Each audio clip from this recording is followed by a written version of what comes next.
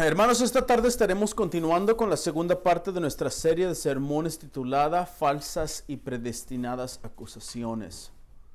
Y para comenzar con el sermón de esta tarde, les voy a pedir que por favor abran sus Biblias al capítulo 24, versos 12 al 21, para leer el pasaje que estaremos estudiando esta tarde.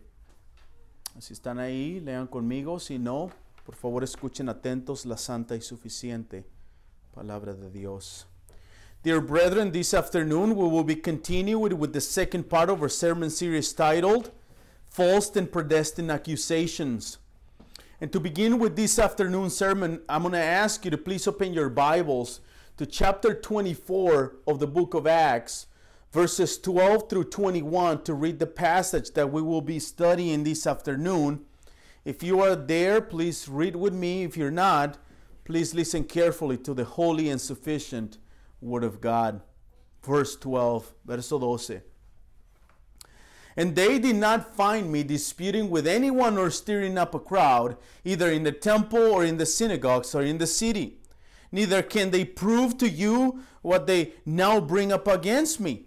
But this I confess to you, that according to the way, which they call a sect, I worship the God of our fathers, believing everything laid down by the law and written in the prophets, having a hope in God which these men themselves accept, that there will be a resurrection of both the just and the unjust. So I always take pains to have a clear conscience toward both God and men.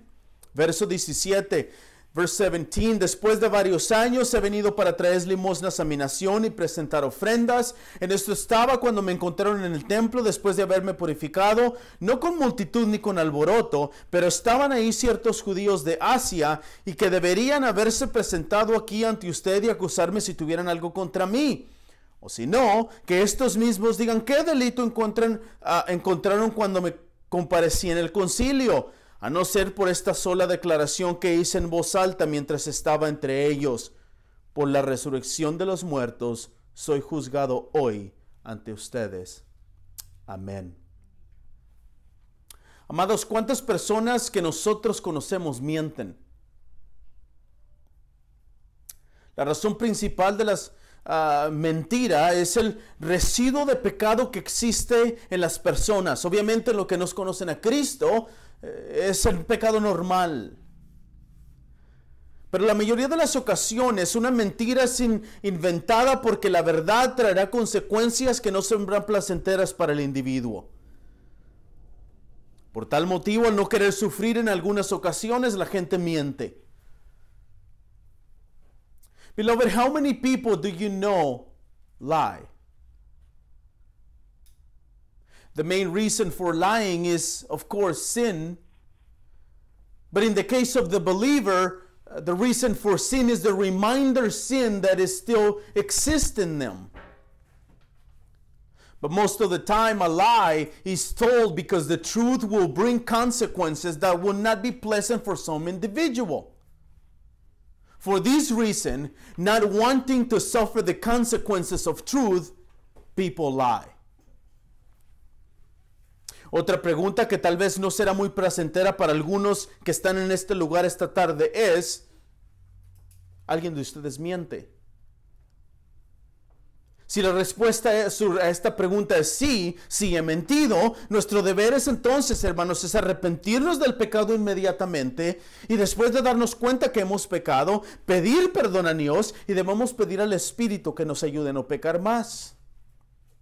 Now, another question that might not be very pleasant for some of you here today is this: have you lied? If the answer to the question is yes, I have lied, then brethren, our duty and responsibility is to repent of sin immediately after realizing that we have done it. We should ask God for forgiveness, and we should ask the Holy Spirit to help us not to sin anymore. La mentira es un pecado grave. El Señor Jesucristo dijo que Satanás era el padre de la mentira. Por esta razón, todo lo que es mentira es pecado y por tal razón está en contra de la naturaleza de Dios mismo. John MacArthur dijo una vez en alguna ocasión estas palabras: la verdad es lo que consiste con la mente, la voluntad, el carácter, la gloria y el ser de Dios. MacArthur dice, más importante aún, la verdad es la autoexpresión de Dios. Dear brethren, to lie is a serious sin.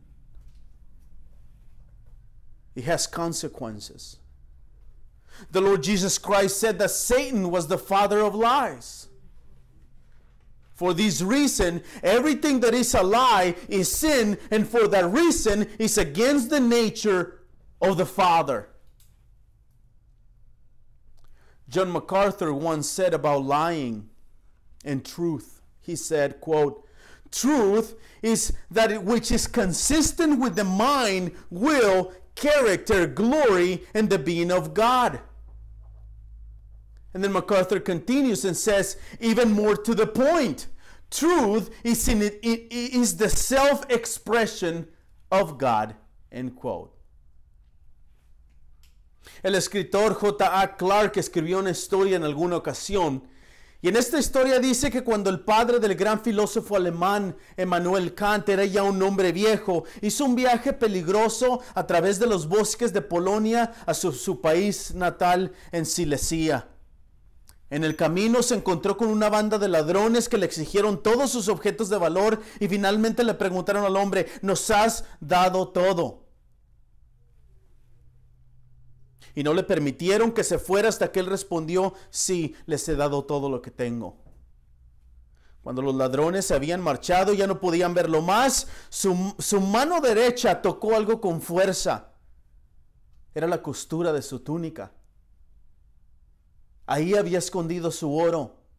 Había cosido el oro en la costura de su ropa para seguridad de él mismo y había olvidado que tenía el oro en su confesión y en el temor de que estaba siendo asaltado. Writer J.I. Clark writes a story about when the father of the great German philosopher Immanuel Kant was an old man. He made a perilous journey through the forests of Poland to his native country of Silesia. He says that on the way he encountered a band of robbers who demanded all his valuables, finally asking him, "Have you given us everything?" And only let him go until he answered this, "Yes, I have given you all." When safely out of their sight, his hand touched something hard in the hem of his robe. It was his gold. He saw it there for safety and quite forgotten about this gold in his fear and confusion of the moment. Después de darse cuenta que tenía el oro, enseguida se apresuró a buscar a los ladrones y habiéndolos encontrado les dijo dócilmente, "Les he dicho algo que no era verdad, pero fue involuntario. Estaba demasiado aterrorizado para pensar, tomen, llévense también el oro de mi ropa." Luego, ante el asombro del anciano, nadie se ofreció a llevarse su oro. En ese momento, uno de los ladrones fue y trajo de vuelta su maleta que le había robado antes. El otro le restauró su libro de oraciones, mientras que el ojo trajo a su caballo y le ayudó al hombre anciano a subirse a su caballo. Entonces juntos los ladrones suplicaron su bendición y lo vieron alejarse lentamente. Como dicen, el bien había triunfado sobre el mal. Now, when he realized that he had the gold in his robe, he hurried back to the robbers. He went and found them. And having found them, he said to them in a meekly voice, "I have told you what was not true. It wasn't intentional," he said. "I was too terrified to think." And he says here, "Take my gold." Then to the old man's astonishment, nobody offered to take his gold. Presently, one of them went and brought back his bag that he had robbed previously. Another restored his book of prayer. While he still another led his horse toward him and even helped him to get on the horse. Then all of them together asked for his blessing and watched him slowly ride away from them, as they said, or as they say, good had triumphed over evil. Amados, esta historia al parecer decir la verdad, o mejor dicho, por las mismas palabras al final de esta historia, el bien triunfó sobre el mal. El mundo mismo cree que siempre el bien triunfa sobre el mal. Pero para los hijos de Dios no existe tal cosa como el bien triunfando sobre el mal. Para los cristianos, Dios siempre triunfa y ese es el punto final. Pero en la historia de hoy, el bien triunfó sobre el mal.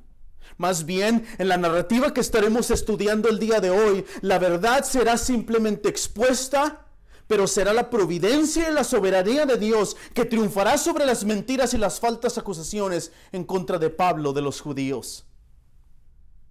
Beloved, it seems that in this story, to tell the truth, or rather, by the own words of the story, at the end of the story, the good triumphed over the evil. The world itself believes that good always triumphs over evil. But dear brethren, let me tell you, for the children of God, there is no such a thing as good triumphing over evil. For Christians, God always triumphs, and that's the bottom line. But in today's account, good does not triumph over evil. Rather, in today's account that we will be studying today, the truth will simply be exposed, and it will be the providence and the sovereignty of God that will triumph over the lies and false accusations against the Apostle Paul. Les voy a pedir por favor que consideren junto conmigo el sermón de esta tarde en dos puntos principales. El primero de ellos es la continuación del segundo punto del sermón de la semana pasada. Este es la verdad, las verdades pronunciadas por Pablo, y el segundo punto es las realidades pronunciadas por Pablo. And this afternoon I'm going to ask you to please consider with me today's account and today's sermon into two main points. The first of these is the continuation, or the second part of the second point of last week's sermon, which is the truths pronounced by Paul. And the second point is the realities pronounced by Paul. Y les voy a pedir, hermanos, que vayamos a nuestras Biblias al verso 12, donde empezaremos con el primer punto de este sermón. Y ahí Pablo continúa con su defensa, simplemente declarando la verdad de los hechos. Como vimos la semana pasada, las acusaciones de Tertulo no solo eran verdad, sino que también eran fácilmente refutadas por Pablo con la verdad. Y los versos 12 al 15 nos dan precisamente esta información. El verso 12 niega una acusación más. La acusación particular de Tertulo es que Pablo había tratado de profanar el templo y que era una plaga que causaba disensiones entre los judíos. Aquí en el verso 12, esas mentiras están corregidas y refutadas una vez más. I'm going to ask you to go to your Bibles to verse 12. There in chapter 24 of the book of Acts, where we'll begin with the first point of this sermon. And there Paul continues his defense simply by declaring the truth. As we saw last week, Tertullus' accusations were not only not true, but they were also easily refuted by the Apostle Paul with the truth. And verses 12 to 15 give us this information. Verse 12 denies a further accusation. The particular accusation of Tertullus is that Paul had tried to desecrate the temple and that he was a plague that had caused division among the Jews. And so here in verse 12, those lies are corrected and refuted with the truth. Pablo en su defensa ante Félix simplemente narra la verdad de lo que sucedió en su estancia en Jerusalén. Contrario a la acusación de Tertulo, Pablo declara que ni en la ciudad, ni en el templo, ni en la sinagoga se le estuvo discutiendo con nadie. Pero vean cómo Pablo sabiamente va más allá de esta acusación. La acusación fue por profanar el templo, pero Pablo aquí agrega su defensa a las sinagogas y la ciudad entera, como poniendo a ellos mismos, a los judíos y al Sanedrín, junto con toda la ciudad de Jerusalén, como testigos de lo que había sucedido en Jerusalén, en contra de lo que había dicho Tertulo, y con esto había descubierto su mentira. Now Paul, in his defense before Felix, simply tells the truth of what happened during his stay in Jerusalem. Contrary to Tertullus' accusations, Paul declares that neither in the city, nor in the temple, nor in the synagogues, he was arguing with anybody. But pay attention to how Paul wisely goes beyond Tertullus' accusation. The accusation was for defiling the temple. But Paul here adds in his defense two things: the synagogues and the entire city. It is like if the Apostle Paul were putting the Jews and the Sanhedrin together with the whole city as witnesses that everything that Tertullus just has said, and saying, look, this is a lie. They were there. En el verso 13, Pablo demuestra con sus palabras, que los judíos y el abogado Tertulo no pueden probar las cosas de las cuales lo están acusando. Es como si Pablo le estuviera diciendo a Félix: Félix, no tienen testigos, no hay nadie que pueda comprobar de lo que me acusan, no hay nadie que haya visto nada en esta ciudad, ni en las sinagogas, ni en el templo. Ninguna de estas cosas estos hombres me acusan. Es como si Pablo estuviera diciendo a Félix, simple y sencillamente, porque ninguna de estas acusaciones es verdad. Por lo tanto, no pueden comprobar de lo que me acusan. Then in verse 13, Paul demonstrated with these words that the Jews and the lawyer Tertullus cannot prove the things of which they are accusing him of. It is as if the Apostle Paul were saying to Felix, look, Felix, they have no witnesses. There is no one who can prove the things they are accusing me of. There is no one who has seen me in the city, in the synagogues, or in the temple. None of these things these men are accusing me are true. Again, it's like if Paul was saying simply because none of those accusations are true. Therefore, they cannot prove that they are accusing me of. Ahora en los versos 14 y 15, Pablo da un giro a las cosas. En los versos 10 al 13, Pablo se defendió y refutó claramente las falsas acusaciones en su contra, específicamente acusaciones que tenían que ver con la adoración en el templo, la paz en el Imperio Romano y la adoración de una religión ilícita por el Imperio Romano. Ahora, en los versos 14 y 15, Pablo hará su defensa en contra de las acusaciones de herejía. Now, in verses 14 and 15, Paul turned things around. In verses 10 through 13, Paul defended himself and clearly refuted his false accusations against him, specifically talking about accusations that had to do with the worship in the temple. That was one. Number two, the peace in the Roman Empire. And three, the worshiping of a religion prohibited by the Roman Empire. Now in verses 14 and 15, Paul would make his defense against the accusations of heresy. Ahora, la semana pasada ya hablé sobre la libertad del Imperio Romano para practicar el judaísmo. Tertulo acusó a Pablo de ser el líder de una secta, la secta de los nazarenos. Pero pongamos atención a las palabras de Pablo en el verso 14. Ahí Pablo acepta, desmiente y corrige ciertas cosas de esta acusación en su contra. Primeramente, su admisión. Esto lo encontramos en las primeras palabras del verso 14. Pero esto admito a usted. Estas palabras denotan que hay cierta verdad en las palabras de Tertulo. Pero, aunque haya verdad, esas palabras deben ser corregidas y bien entendidas.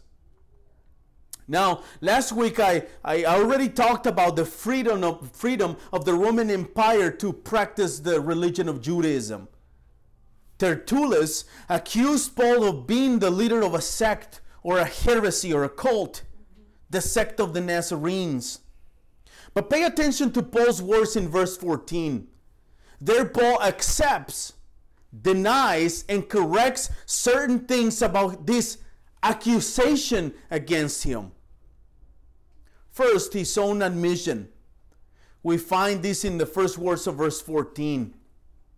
But these I confess to you, Paul says. These words denote that there is certain truths in the word of Tertullus.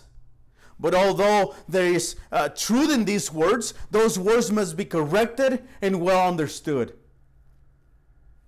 Y en esta aceptación, como dije antes, va de la mano de una corrección. La corrección es a la acusación de Tertulo, a que Pablo era líder de una secta. Allí en el verso 14, Pablo dice que no es una secta, sino más bien es el camino. En otras palabras, los nazarenos es una palabra que proviene de la palabra nazareno, refiriéndose a Jesús. Ellos eran seguidores del Nazareno, lo cual los hacía ellos nazarenos. Obviamente, ya lo mencioné la semana anterior, el camino, las palabras el camino, era un título con el que se conocía a los cristianos del primer siglo. Lucas usa este término aquí mismo en el libro de Hechos, en el capítulo 9, verso 2, capítulo 19, verso 9, capítulo 22 y verso 4 y en algunos otros lugares. Now, Paul in his admission, as I said before, goes hand in hand with a correction.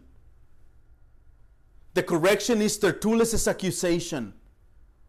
That is, that Paul was the leader of a sect, a cult, with practice, which practice was probably prohibited by the Roman law.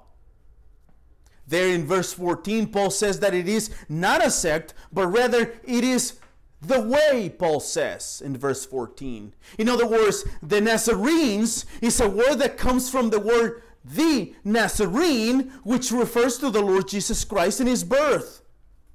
In other words, the Christians at that time were followers of the Nazarene, which made them the Nazarenes. Obviously, I mentioned it last week. The words "the way" was the title with which the Christians of the first century were known. Luke himself uses this term right here in the book of Acts in chapter 9, verse 2, chapter 19, verse 9, and chapter 22, verse 4, and some other places. Con esta mención del camino, Pablo está corrigiendo las palabras de Tertulo y a la vez admitiendo que sí pertenece a este grupo, que sí es parte del movimiento. Pero las intenciones de Tertulo de llamar la secta de los nazarenos a Pablo y a los seguidores de Cristo era para que fuera acusado y castigado por romper las leyes del Imperio Romano. Pero aquí en el verso 14, Pablo desmiente esa acusación corrigiendo la información dada por Tertulo. En otras palabras, el camino no es una secta, no es una religión que estuviera en contra del Imperio Romano y tampoco es una religión que estuviera en contra del judaísmo mismo en el sentido general. Now, with this mention of the words, the way, there in verse 14, Paul is correcting the words of Tertullus, and at the same time, he's admitting that yes, he belongs to this group, and yes, he is part of this movement. But Tertullus' intentions to call Paul and the followers of Christ the sect of the Nazarenes was to accuse him of seeking for him to be punished by breaking the laws of the Roman Empire. But here in verse 14, Paul denies that accusation by correcting the information given by Tertullus. In other words, the way, as we read in verse 14, is not a sect. It is not a religion that was against the Roman Empire, nor was a religion that was against even Judaism itself in a general sense. Ahora, ¿cómo comprueba Pablo que esto no es una secta en un sentido general y que el camino proviene del judaísmo? Creo que la respuesta a esta pregunta está implícita ya en el mismo verso 14. Pablo dice, yo sirvo al Dios de nuestros padres, creyendo todo lo que es conforme a la ley y lo que está escrito en los profetas. Estas palabras demuestran que el camino no es una secta. Primeramente, pongamos atención a la mención de Dios, a la mención del Padre, a la mención de la deidad en la Trinidad. Con la mención del Padre, Pablo está demostrando que las raíces de la historia del camino de los nazarenos proviene del judaísmo mismo. Now, how How can Paul prove that this is not a sect and that in a general sense this sect of the Nazarenes comes from Judaism? I think that the answer to this question is implied right there in verse 14.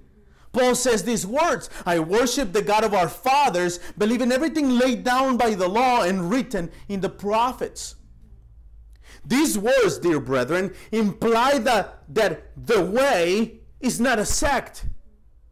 But first, let's pay attention to the mention of God, the mention of the Father, the Godhead in the Trinity, in Paul's words. With the mention of the Father, Paul is demonstrating that the roots and history of the way came from Judaism. Segundo, Pablo hace mención de nuestros padres en el verso 14. Una vez más, con esta mención, Pablo está incluyendo a los mismos judíos en su historia y en sus raíces. Dios el Padre, el Dios de sus padres, de sus antepasados, es quien Pablo sirve fielmente. No es un Dios distinto, no es un Dios diferente, no es un Dios que ellos mismos, los judíos, no conocieran. Y sobre todo, este Dios del que está hablando Pablo no era un Dios de los cuales los romanos no hayan escuchado anteriormente, aún de los mismos judíos. Second, Paul makes mention of our fathers there in verse 14. Once again, with this mention, Paul is including the Jews themselves, their history, their roots. God, the Father, the God of their fathers, of their ancestors, is the one whom Paul serves and worships faithfully. It is not a different God. It is not a God that the Jews themselves did not know. And above all, this God that Paul is talking about was not a God that the Romans have not heard before, even from the Jews themselves. Tercero, Pablo hace uso de la ley. Como la mayoría de los que estamos aquí, sabemos que la ley de Dios es una referencia a los 5 primeros libros de la Biblia, el Pentateuco, libros que los judíos recibían como revelación divina, que había venido directamente de Dios a ellos a través del mediador Moisés. Pablo aquí en el verso 14, una vez más, corrige y explica que el camino no es nada más que el cumplimiento de la ley de Moisés y el cumplimiento de las promesas y palabras escritas en los profetas del Antiguo Testamento. Third thing we need to notice in verse 14, Paul makes use of the law. As most of us here in this place know, the law of God is a reference to the first 5 books of the Bible, the Pentateuch. Books that Jews received as divine revelation, which had come directly from God to them through the mediator Moses. Paul here in verse 14 once again corrects and explains that the way is nothing more than the fulfillment of the law of Moses. Not only that, is the way is the fulfillment of the promises and the words written in the prophets of the Old Testament. En otras palabras, hermanos, Pablo no practicaba una religión ilícita por el Imperio Romano. Pablo no era ningún líder de ninguna secta. El camino, los cristianos, no era ninguna secta o herejía.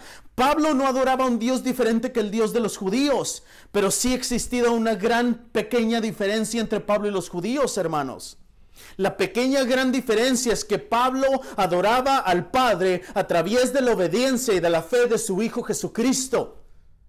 Porque el Señor Jesucristo mismo había dicho que Él era el camino, la verdad y la vida, y que nadie podía venir al Padre si no era por Él. Porque hay una perfecta unanimidad entre Jesús y el Padre.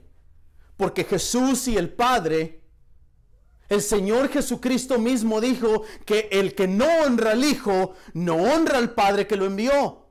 Porque el Espíritu Santo dice en 1 de Juan 2:23, todo aquel que niega al Hijo tampoco tiene al Padre, y el que confiesa al Hijo tiene también al Padre. Porque la única y verdadera adoración del Padre es solo a través de su Hijo Jesucristo. Esa, amados hermanos, esa era la pequeña diferencia, la pequeña gran diferencia entre Pablo y los judíos, diferencia que sigue existiendo hasta nuestros días. In other words, what I'm saying is that Paul did not practice an illicit religion by the Roman Empire. Paul was not a leader of any sect. The Way, or the Christians, was not a sect or a heresy. Paul did not worship a different God than the God of the Jews. But there was a small, big difference between Paul and the Jews. The small, big difference is that Paul worshipped the Father, the Godhead, through the obedience and faith of his Son, Jesus Christ. Because the Lord Jesus Christ himself has said that he is the way, the truth, and the life, and that no one come to the Father if it's not through him. Because there is a perfect unanimity between Jesus Christ himself and the Father. And this is what the Lord Jesus Christ said: whoever does not honor the Son does not honor the Father who sent him. Because the Holy Spirit himself said in 1 John 2:23, no one who denies the Son has the Father. Whoever confesses the Son has the Father also. Because the only true adoration to the Father, the only true worship to the Father is through his Son Jesus Christ. That, beloved brethren, that was the small, huge difference between Paul and the Jews. A difference that still continues to exist today. Ahora el verso 15 es de suma importancia para entender esta narrativa. Pablo en el capítulo 23, verso 6, estuvo enfrente del Sanedrín dándose cuenta de que unos de los hombres que estaban ahí eran saduceos y otros fariseos, e hizo uso de su inteligencia para demostrar por medio de la resurrección de Jesús que las acusaciones en su contra no tenían ningún fundamento. Aquí en el verso 15 vuelve a hacer uso y vuelve a hablar sobre la resurrección de Jesús y de los muertos. Now verse 15 is very important for us to understand this account.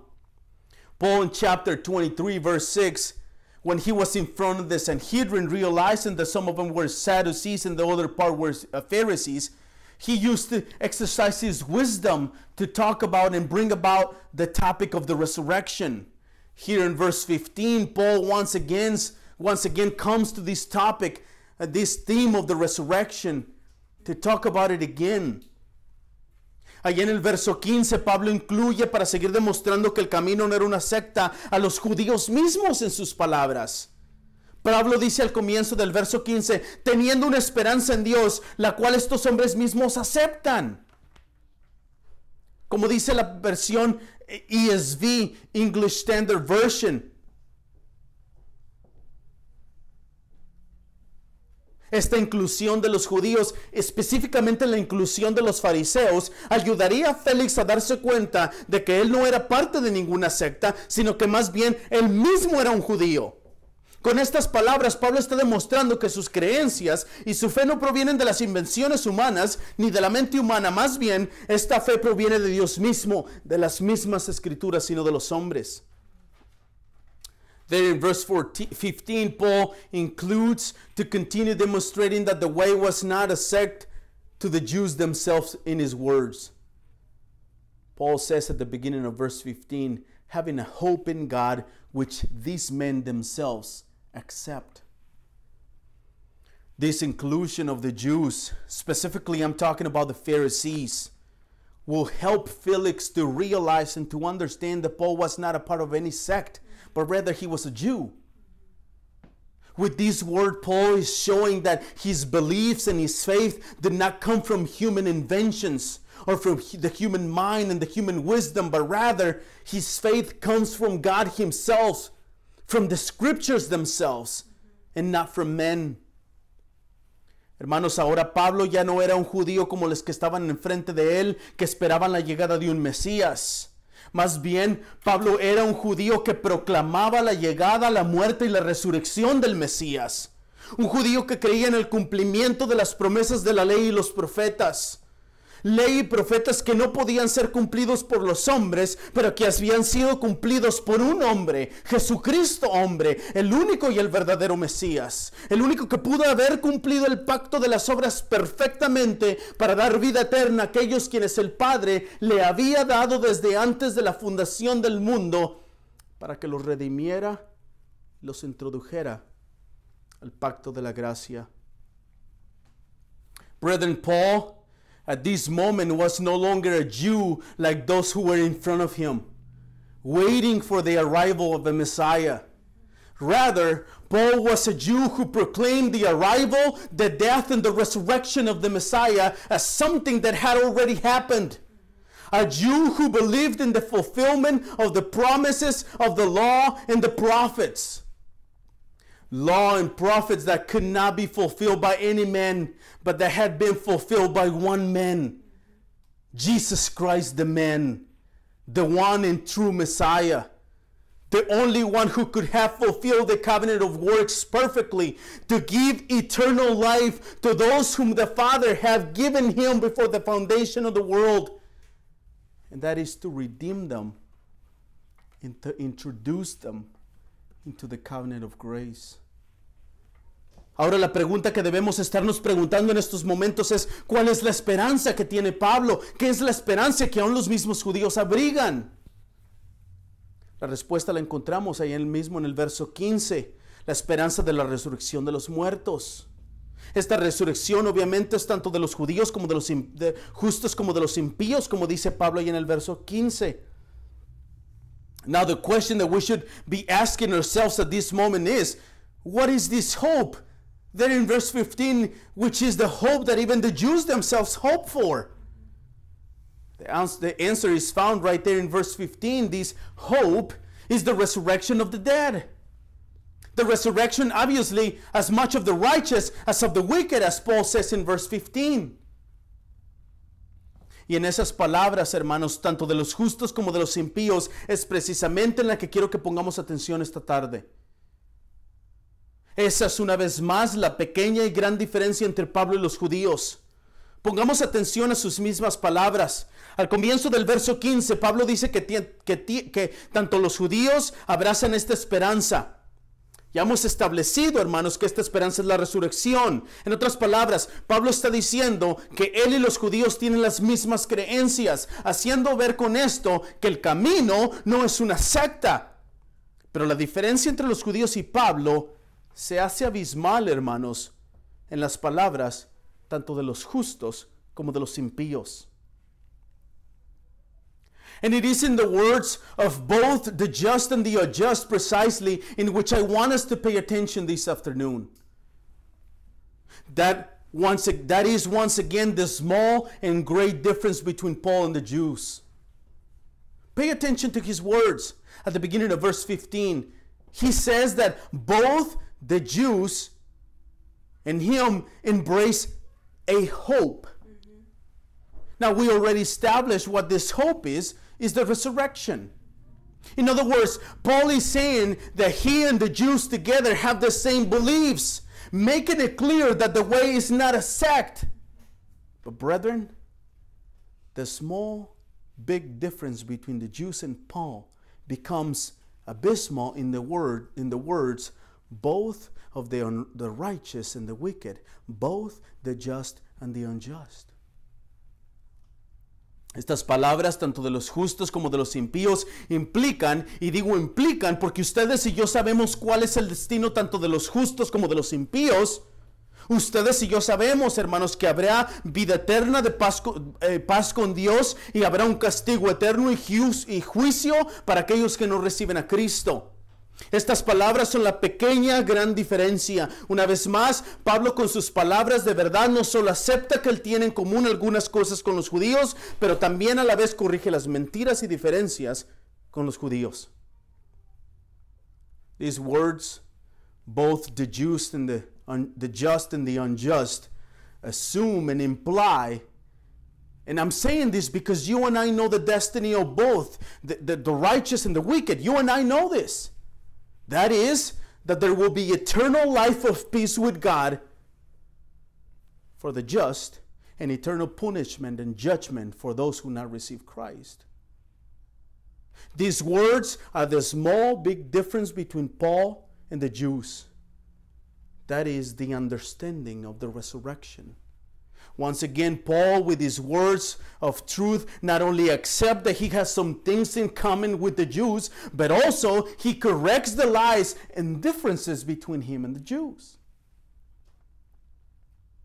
En el primer punto de este sermón, en los versos 12 al 15, Pablo continúa con su defensa a través de la verdad, no solo de las escrituras, de Dios y del camino, sino también corrigiendo las mentiras de Tertulo y los judíos. Pero ahora en el segundo punto de este sermón, en los versos 16 al 21, Pablo demuestra las realidades. Estas realidades incluyen su vida, los hechos ocurridos en Jerusalén y la imposibilidad de los judíos de probar que sus cargos o sus acusaciones contra él eran verdad. Y una de esas realidades es que Pablo presenta en su defensa su vida misma. El verso 16 nos da detalles de esto. Pero al igual que el verso 15, este verso 16 es crucial para entender toda esta narrativa. Y no solo este específico pasaje que estamos estudiando, sino todo el resto del juicio en contra de Pablo hasta que es enviado a la ciudad de Roma. Now, in the first point of this sermon, in verses 12 through 15, Paul continues his defense through the exposition of the truth, not only from the scriptures of God and the way, but also correcting the lies of the lawyer Tertullus and the Jews. But now in the second point of this sermon, in verses 16 through 21, Paul demonstrates the realities. These realities included his life, the events that happened in Jerusalem, and the inability of the Jews to prove the charges and accusations against him. And one of these realities that Paul presents in his defense again is his own life. Verse 16 gives us details about this. But like verse 15, this verse 16 is crucial to understand this whole account. And let me tell you, not only this account that we're studying, but the rest of the trial against Paul until he's sent to the city of Rome. Y hay algo de suma importancia que quiero que sepamos de los versos 15 y 16, hermanos. Esto es que el verdadero problema entre los judíos y Pablo no eran las acusaciones en su contra o aunque querían matarlo. Más bien, el problema principal entre Pablo y los judíos era la resurrección. El verso anterior establecimos claramente que aunque tanto los judíos como Pablo creían la resurrección, el problema surgía en la definición de la resurrección. Según las palabras del mismo Pablo al final del verso 15, la implicación de un juicio para todos los hombres es clara e inevitable. And there is something very important that I want us to know about these verses 15 and 16. That is, that the real problem between the Jews and Paul was not the false accusation against him, or even the desire to kill him. Rather, the main problem, the main issue between Paul and the Jews was the resurrection.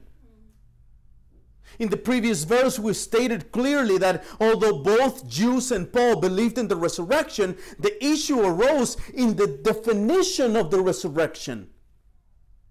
According to the words of Paul himself at the end of verse 15, the implication of a judgment for all men and the resurrection is clear and evident, inevitable. Y en este verso 16, Pablo continúa demostrando claramente que el problema principal y la diferencia principal entre él y sus acusadores no son las mentiras de la profanación del templo o que él es el líder de los nazarenos. Más bien, la diferencia principal entre ellos, una vez más, es la resurrección. Pablo una y otra vez regresa a hablar de este problema principal entre ellos dos. Pablo dice en el verso 16 que él se esfuerza para conservar siempre una conciencia irrepensable delante de Dios y delante de los hombres. And in this verse 16, Paul continues to demonstrate clearly that the main problem and the main difference between him and his accusers are not the lies of the desecration of the temple or that he is a leader of the Nazarenes. Rather, the main difference between these two groups is the resurrection. Paul again and again comes back and talks about the main issue between the two of them. That is the resurrection. So Paul says in verse 16, "So I always take pains to have a clear conscience toward both God and men."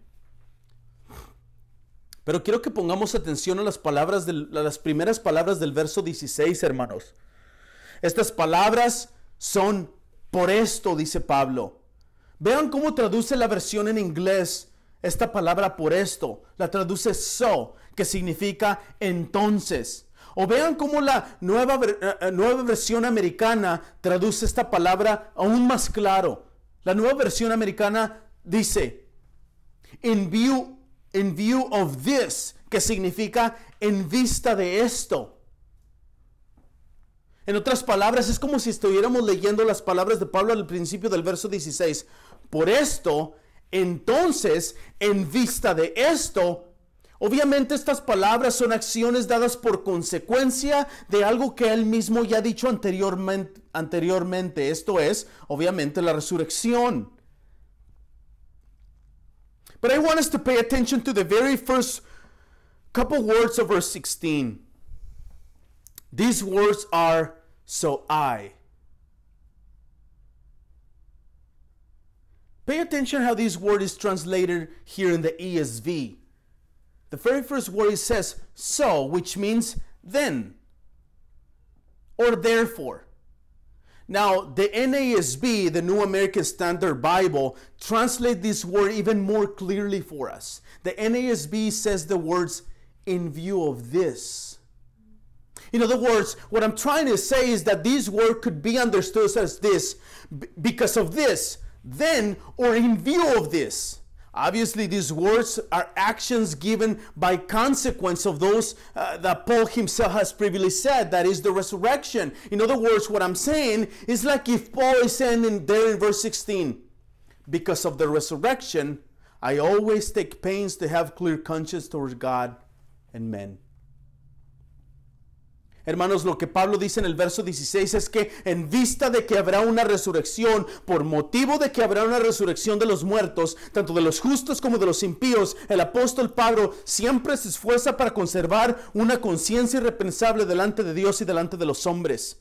En otras palabras, lo que Pablo dice en el verso 15 y 16, en pocas palabras, es que ciertamente habrá una resurrección de los muertos, tanto de los justos como de los injustos, y por lo tanto habrá un juicio final. En este juicio, aquellos quienes hayan sido encontrados justos por la justicia imputada de Cristo a través de la fe solamente, serán encontrados sin pecado y tendrán paz eterna para con Dios. Pero,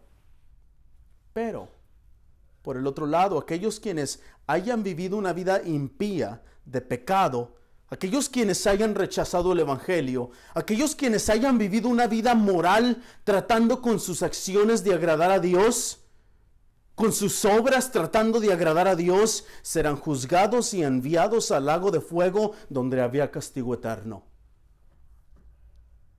Brethren, what Paul says in verse 16 is that in view of the knowledge that there will be a resurrection, because there will be a resurrection of the dead, both from the righteous and the wicked, the Apostle Paul always takes pains to have a clear conscience toward both God and men. In other words, what Paul says here in verse 16 and verse 15 and 16 in a few words is that there will certainly be a resurrection of the dead, both of the righteous and the wicked, and therefore there will be a final judgment. But pay attention to my words. In that judgment, those who have been found righteous by the imputed righteousness of Christ through faith alone will be found without sin and will have eternal peace with God. But, on the other hand, those who have led an unholy life, a sinful life, a carnal life, a worldly life, those who have rejected the gospel, those who have lived a good moral life, those who try to appease God with their good actions, as the prophet Isaiah says, they are filthy rags, living a good life, living a good moral life, trying to please God with their deeds, like if God is going to accept those things. Those people, those who rejected the gospel, will be judged and sent to the lake of fire, where there will be eternal punishment for them. Por lo tanto, el apóstol se esfuerza o practica el mismo el tener una conciencia limpia para con Dios y los hombres. En otras palabras, la vida de Pablo era una vida de total entrega a Cristo, obediencia a Dios y a su ley, porque Pablo sabe que vendrá un juicio. Él practica una vida que le da gloria a Dios. En esta vida, hermanos, el desorden, el pecado, la desobediencia a las autoridades y la fe en las falsas religiones no tienen cabida. Por lo tanto, su vida es una vida de respeto y de limpio testimonio ante Dios y ante los hombres. Todo esto, hermanos, es obviamente con el poder del Espíritu Santo. El Espíritu Santo es el que hace esto en la persona de Pablo. No es Pablo. Él no tiene la capacidad del mismo de hacer estas cosas. Es el Espíritu de Dios.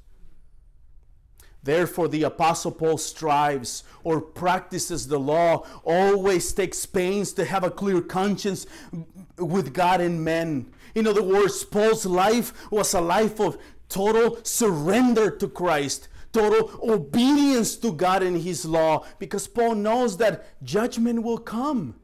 He knows that. He practices a life that gives glory to God. In this life, the life that gives glory to God, chaos, sin, disobedience, faith in false religions have no place at all. Therefore, his life is a life of respect and clear testimony before God and all men. All of these, dear brethren, obviously is done with the power of the Holy Spirit.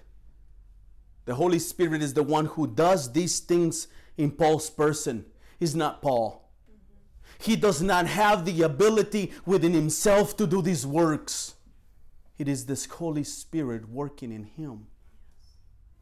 Y luego, después de estos, en los versos 17 y 18, Pablo continúa con las realidades. En estos dos versos, Pablo relata la realidad de lo que sucedió en Jerusalén, y para esto, Pablo hace uso de una explicación del por qué realmente vino a Jerusalén. Y en este verso 17 encontramos dos razones. La primera de ellas se encuentra en las primeras palabras del verso 17. Después de varios años he venido a traer limosnas. And then after that, in verse 17 and 18, Paul continues with the realities. In these two verses, Paul recounts the reality of what happened in Jerusalem. And for this, Paul makes use of an explanation of why he really came to Jerusalem. And in verse 17, we find two reasons. The first one is the first words of verse 17. These words, "Now after several years I came to bring alms to my nation." Esta es la única ocasión, hermanos, en todo el libro de los Hechos que Pablo habla sobre la realidad de traer limosnas y donaciones caritativas a Jerusalén. Pablo habló en sus cartas sobre esto, lo hizo en Romanos, en 1 de Corintios, 2 de Corintios, en Gálatas, pero la razón por la que está haciendo mención de esto es para probar y hablar de realmente lo que sucedió en Jerusalén antes de su arresto por manos de los judíos. Desde los capítulos 19 y 20 de Hechos tenemos información, al igual que en las cartas que cité anteriormente, que el plan del Espíritu Santo era llevar a Pablo a Jerusalén para llevar la ayuda financiera a los hermanos pobres de Jerusalén. Y después de eso, ir a Roma. Esta realidad y la verdad de lo que sucedió en Jerusalén. Now, this is the only occasion in the entire book of Acts in which Paul himself talks about the reality of bringing alms or charitable donations to the church of Jerusalem. Paul spoke of this very thing in his letters. He did it in Romans and 1st and 2nd Corinthians. He did it also in the book of letter to the Galatians. And this is the only time he spoke of this in the book of Acts. But there is a reason why he's doing this. The reason that he's mentioned is to try to talk about the reality of what happened in Jerusalem before his arrest at the hands of the Jews. Since chapters 19 and 20 of this book of Acts, we have information, as well as in the letters I just quoted before, that the plan of the Holy Spirit was to take Paul to Jerusalem, to bring financial help to the poor brethren of the church there, and then after that take Paul to Rome. This is the reality and this is the truth of what happened in Jerusalem. La segunda razón por la que Pablo fue a Jerusalén leemos al final del verso 17, para presentar ofrendas. Ahora, estas palabras, presentar ofrendas en Jerusalén, puede entenderse en dos formas. Número uno, Pablo había ido al templo en Jerusalén a presentar ofrendas de agradecimiento a Dios por todo lo que había hecho en su vida. Y número dos, Puede ser que la consagración o el voto nazareno que Pablo había hecho para consagrarse a Dios, pero también hizo ofrendas de agradecimiento en el templo al mismo tiempo. Now, the second reason why Paul went to Jerusalem, we read in verse 17, is to present offerings. At the end of verse 17, now this word present offerings in Jerusalem can be understood in two ways. Number one, Paul had gone to the temple in Jerusalem to present offerings of thanks to God for everything that God has done in his ministry. Or number two, it might be that the consecration of the Nazarene vow that we read about in Acts 21:26 was a double action. In other words, Paul made the Nazarene vow to consecrate himself to God, but also at the same time, he made offerings of thanksgiving to God while he was in the temple. Hermanos, cualquiera de estas dos interpretaciones cabría en el pasaje que estamos estudiando. De cualquier forma, creo que por el contexto del mismo pasaje y el mismo verso 28 de este mismo capítulo que veremos más adelante, la segunda opción es la más correcta. Pablo en el verso 18 comienza con las palabras: en esto estaba cuando me encontraron en el templo. Las palabras en esto estaba creo que nos dejan ver esto. Pablo dijo en el verso anterior que había venido a presentar ofrendas e inmediatamente después dice: en esto estaba, o yo estaba haciendo esto cuando vinieron y me arrestaron. Brethren, any of these two interpretations will fit in the passage that we are studying. In any way, I think that because of the context of this account and the same information given to us in verse 28 later in this chapter, the second option is the most correct interpretation. Paul in verse 18 begins with the words, while I was doing this, they found me purified in the temple without a crowd or a tumult. The words, while I was doing this, I think clearly let us see that Paul in the previous verse had come to present offerings, and immediately after that, he says in verse 18, while I was doing this. In other words, Paul says, look, I was presenting the offerings in the temple, and after having purified myself, now this was not with crowds or anything like that, right after that they come and arrested me. That's what happened. Al final, los versos 19 al 21, Pablo habla sobre la última realidad y verdad, comprobando que todo lo que ha hablado es la verdad al apuntar sabiamente que sus acusaciones originales, los judíos de Asia del verso anterior, debieron haberse presentado para acusarlo de cargos que si estuvieran contra él, obviamente no hay nada de qué acusarlo. Y nuestras muestras obvias de esta mentira, la primera muestra obvia es que los acusadores originales no están presentes ahí. At the end in verses 19 to 21, Paul talks about the ultimate reality or the last reality and truth, proving that everything that he has spoken is true, in pointing out wisely that his original accusers, the Jews of Asia of the previous verse, should have been presented themselves to accuse him of these charges if they were to be true. Obviously, there is nothing to accuse him or charge him of. And there are obvious signs for this whole lie. The first obvious sign is that the original accusers are not even there. La segunda es que algunos de los judíos y hombres del Sanedrín hicieron presencia para acusar a Pablo con la ayuda de un abogado. La tercera muestra obvia escrita en el verso 20, los hombres del Sanedrín que estaban ahí presentes ya lo habían juzgado anteriormente. Pablo sabiamente apunta que si ellos hubieran encontrado algún delito o falta en contra, lo hubieran juzgado, pero ellos no tenían nada. No había ninguna evidencia de ningún delito. Now the second sign or evidence that none of these things are true is that some of the Jews and men of the Sanhedrin made a presence to Felix, falsely accusing Paul, but get this, with the help of a lawyer. The third and obvious sign is written in verse 20. The men of the Sanhedrin who were present there had already judged him before the Sanhedrin. Paul wisely points out that if they had found any crime or fault against him in the Sanhedrin, they would have judged him there. But that they not have anything. There was no evidence of any crime.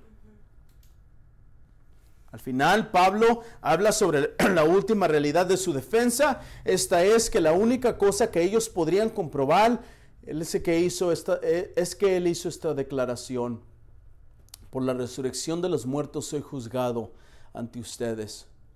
Como recordamos estos hechos en el Sanedrín del capítulo 23, algunos hombres presentes en aquella reunión eran saduceos y otros fariseos y tuvieron dificultades entre ellos mismos a causa de la resurrección, pero como ya hemos establecido anteriormente en el verso 15, el problema principal es y sigue siendo la resurrección, no la resurrección en sí, más bien el juicio que vendrá después de la resurrección.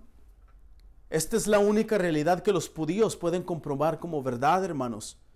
In the end, Paul talks about the last reality of his defense. That is, the only thing they could prove was that he made this statement. He said, "It is with respect to the resurrection of the dead that I am on trial before you this day." As we remember the events in the Sanhedrin in chapter 23, some of the men present in that meeting were Sadducees and some other were Pharisees. Well, between those two groups that were fighting each other for the reason of the resurrection. But as we have stated previously from verse 15, the main problem is and continues to be not the resurrection itself, but rather the judgment that will come after the resurrection. The resurrection as a whole is the only reality that the Jews can prove to be true. Amados, en la narrativa que estudiamos el día de hoy, el apóstol Pablo defendió simple y sencillamente detallando la verdad sobre todos los hechos que habían ocurrido.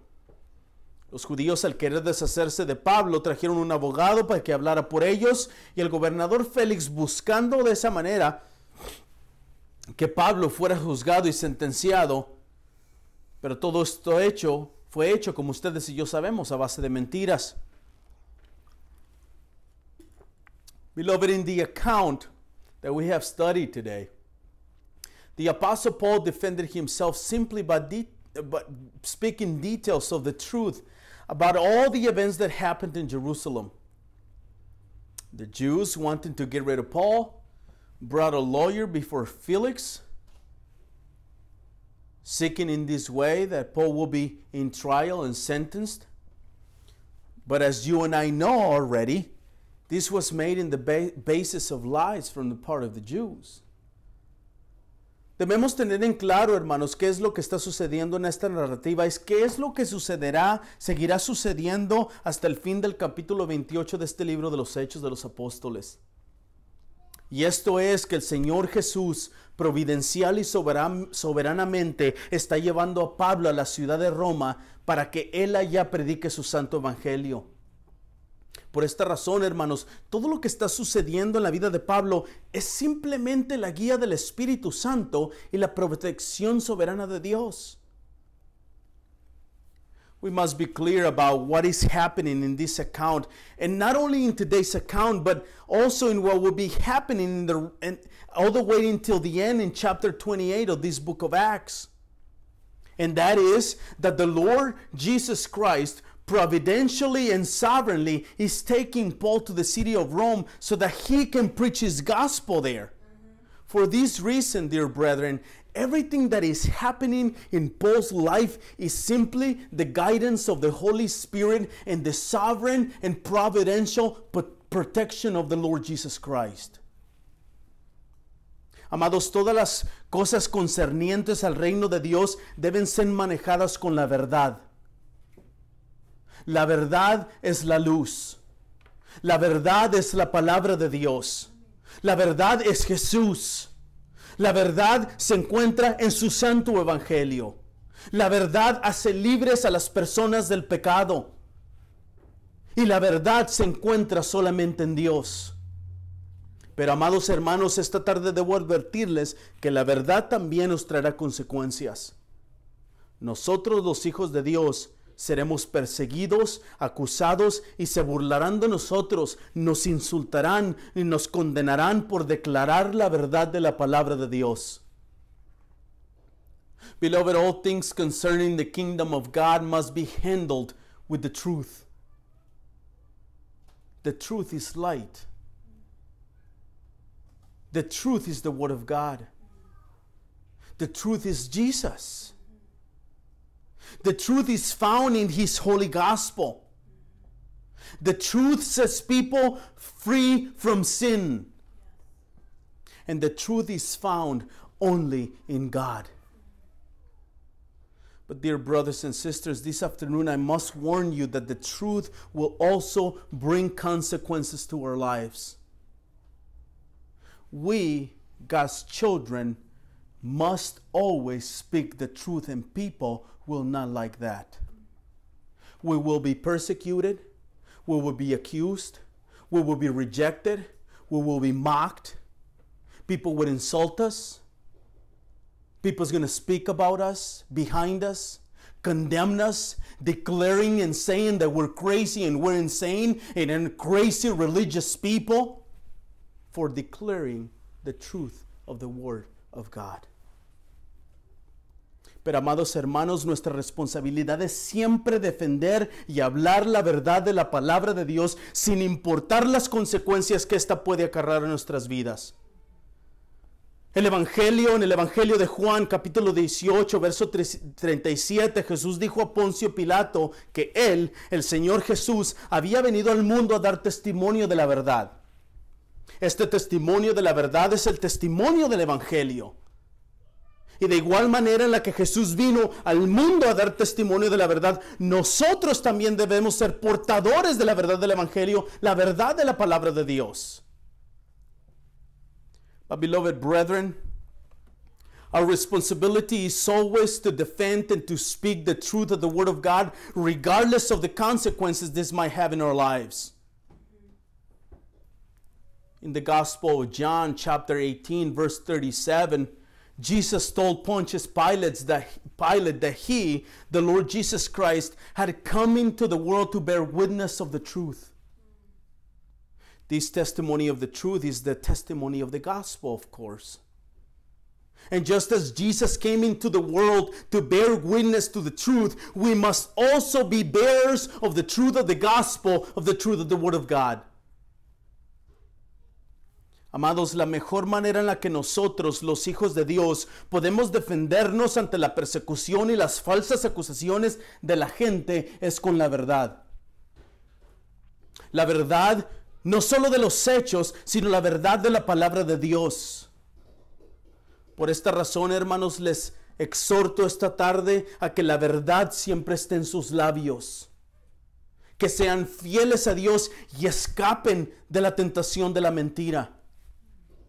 Es mi oración esta tarde, hermanos, que el Señor les dé valor, que les dé su Santo Espíritu para que ustedes practican, vivan, hablen la verdad y se defiendan con la verdad cuando sea necesario. Beloved, the best way in which we, God's children, can defend themselves against the persecution and the false accusations of the people is with the truth. The truth not only about the facts, but the truth of the Word of God. For this reason, my brethren, I exhort you this afternoon to have the truth always in your lips. May you be faithful to God and escape the temptation of lying. And my prayer this afternoon is for the Lord to give you courage, to give you His Holy Spirit, so that you may practice the truth, speak the truth, live the truth, and defend yourselves with the truth when it's necessary. Pero también quiero recordarles las palabras de Jesús mismo, ahí mismo en Juan capítulo 18, verso 37, hermanos. Jesús le dijo a Pilato que todo el que es de la verdad escucha su voz. Y la única forma en que aquellos que son de Cristo escucharán su voz es por medio de la predicación de su santo evangelio. Amados, esta tarde no solo quiero exhortarlos y pedirle al Señor que les dé valor para hablarse y para defenderse con la verdad, sino que también quiero exhortarlos a que prediquen la verdad. Esta verdad es el evangelio, hermanos. Salgan y prediquen allá afuera.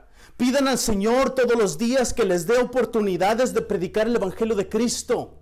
Pidan al Señor que les dé palabras y valor para hablar de aquel que fue prometido en los profetas, el Mesías, el Hijo de Dios, aquel verdadero hombre y verdadero Dios, aquel que vivió entre nosotros en su divinidad y jamás cometió pecado, aquel que hizo milagros, aquel que resucitó a los muertos, aquel que fue condenado a la cruz bajo Pilato, aquel que fue sepultado, aquel hermanos que resucitó al tercer día, aquel que ascendió al Padre, aquel el mismo, el Mesías, el Señor de señores, aquel que regresará con poder y gloria y juzgará a los vivos y a los muertos.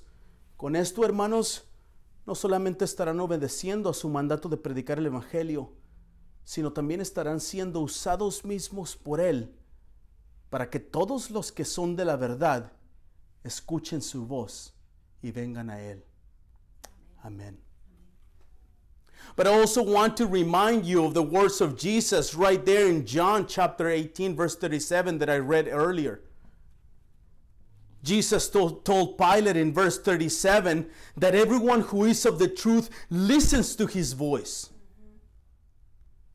And the only way that those who are Christ's will hear his voice is through the preaching of his holy gospel. Beloved, this afternoon I do not just want to exhort you and to pray for you to the Lord to give you courage to speak and defend yourself with the truth. But I also want to exhort you to preach the truth. The truth is the gospel. Go out there and preach. Preach the gospel. Ask the Lord Jesus every day to give you the opportunity to preach the gospel of Christ. Ask the Lord to give you the courage, the boldness to speak of Him who was promised in the prophets of the Old Testament. The Messiah, the Son of God, the true man, the true God, the man who was born of a virgin, the one who lived amongst us in his full and complete divinity and never committed any sin. He, brethren, He that performed miracles, He who raised the dead, the one who was condemned to the cross under Pontius Pilate, the one who died on the cross, the one that was buried, the one, dear brethren, the one who rose on the third day, the one who ascended to the Father, the one, the same, the Lord Jesus Christ, the Lord of Lords, the one who will return to the world with power and glory to judge the living and the dead. Dear brethren, when you preach His gospel, you will not only be obedient to the command of preaching the gospel, but you will also be used by Him so that all who are of the truth, all of those who are His, will hear His voice. Amen. Let's pray. Vamos a orar. Heavenly Father, I pray that your Holy Spirit would regenerate souls. I pray that the power of the gospel would bring people to conviction of sin.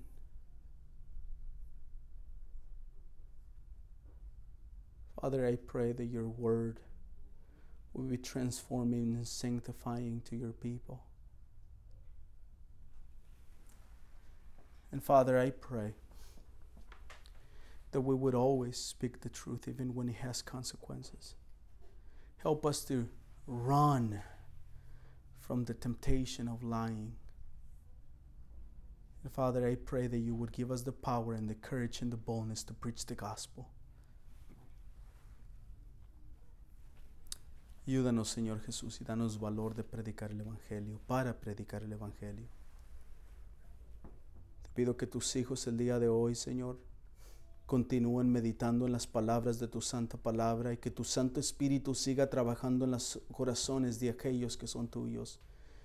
Los que no son tuyos aún todavía, Señor, prepara sus corazones y sálvalos con el poder del Evangelio. En tus manos te encomiendo a mis hermanos, Señor, y aquellos que no son nuestros hermanos todavía. En el nombre de Jesús. Amén.